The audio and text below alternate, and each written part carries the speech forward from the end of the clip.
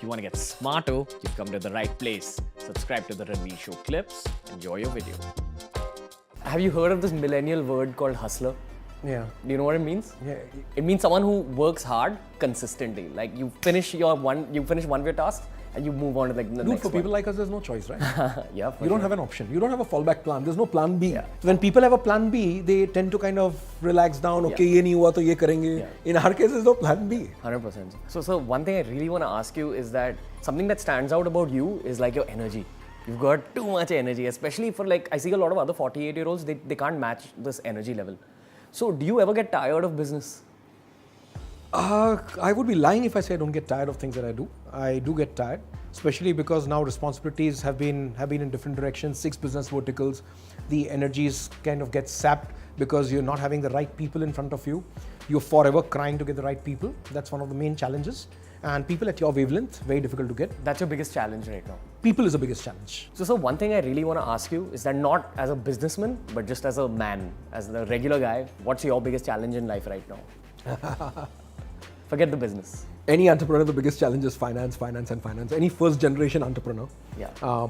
Because if you're trying to expand and grow all the time, you need some money. You need funding all the time. So you're crying for money 24 hours a day, all your goddamn life. Because you're trying to expand. Factories, manufacturing, you need money. Trading, you need money. Stocks, warehousing, you need money. So you into businesses which are capital intensive. You are going to require shitloads of funding. Yeah.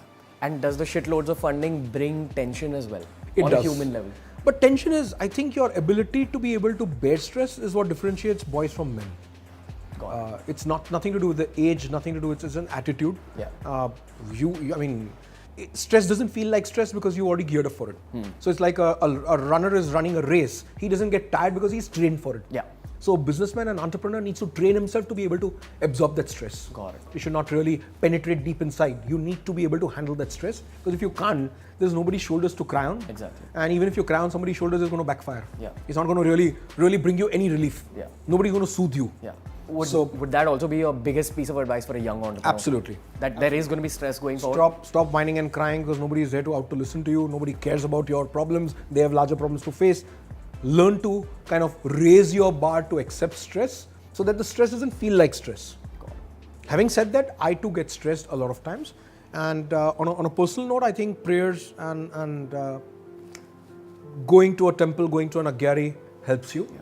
So that's the fallback plan. You're really crying on somebody's shoulder, go there and cry. Yeah, because that helps you to get your balances correct, get your not direction again correct. Yeah. And right enough, God is there to support you with at every single possible stage in my life. I would have stumbled and finished off long back. Yes. Every point in life, even today, I am where I am who I am, thanks to the support that He sends me. Yes. He sends me an angel in some form or the other. Yes.